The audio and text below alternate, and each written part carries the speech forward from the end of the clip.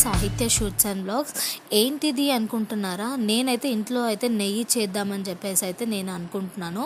And నేనైతే few days నుంచి అయితే బఫెలో మిల్క్ తీసుకుంటున్నాను. నాకైతే ఆ టేస్ట్ చూసిన తర్వాత నాకైతే ప్యాకెట్ పాల మీద అసలు ఒపీనియన్ పోయిందనమాట. అంత టేస్టీగా ఉన్నాయి. సో నేనైతే ఈ వీడియోలో చూస్తున్నారు కదా ఎంత మీగడ వచ్చిందో. 2 weeks మీగడ అనమాట. ఇదంతా నేనైతే ఫ్రిడ్జ్లోనే స్టోర్ చేసుకున్నాను. అండ్ స్టోర్ చేసుకొని ఇలా మిక్సీలో వేసుకొని కొంచెం కూల్ వాటర్ యాడ్ చేస్తూ ఇలా మొత్తం క్రీమీ టెక్స్చర్ వచ్చేలాగా అయితే నేనైతే మిక్సీ పట్టేసుకున్నాను.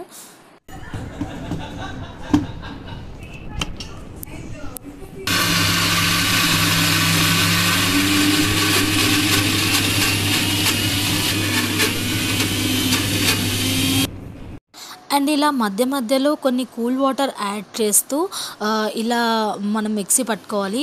ఎందుకంటే అది మొత్తం మంచిగా వెన్న ఫామ్ అవుతుందన్నమాట.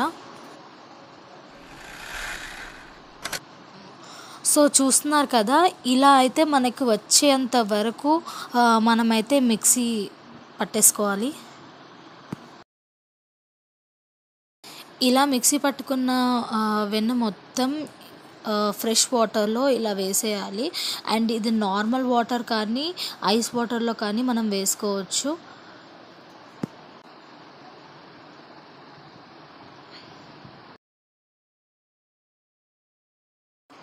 ఇలా మొత్తం వాటర్లో వేసుకొని మంచిగా 1 to 2 times వాష్ చేసేయాలన్నమాట.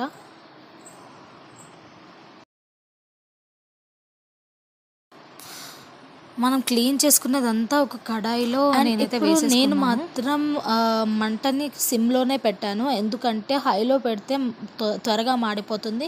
అండ్ మాడిపోతే నెయ్యి టేస్ట్ అంతగా బాగోదు.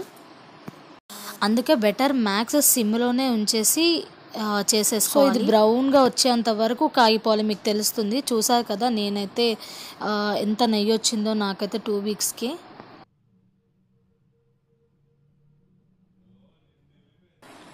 సో చూసేసారు కదండి ఎంత బాగుందో. నెయ్యి అయితే ఇలా ఫిల్టర్ చేసేసుకొని అయితే ఒక డబ్బాలో వేసేసుకున్నాను. అండ్ మార్నింగ్ కూడా ఆ కలర్ అండ్ పూసగా అసలు ఆ నెయ్యి ఆ టేస్ట్ చాలా బాగుంటుంది. సో నా వీడియో కనుక మీకు నచ్చినట్లయితే లైక్ చేయండి, షేర్ చేయండి, కామెంట్ చేయండి. Thank you.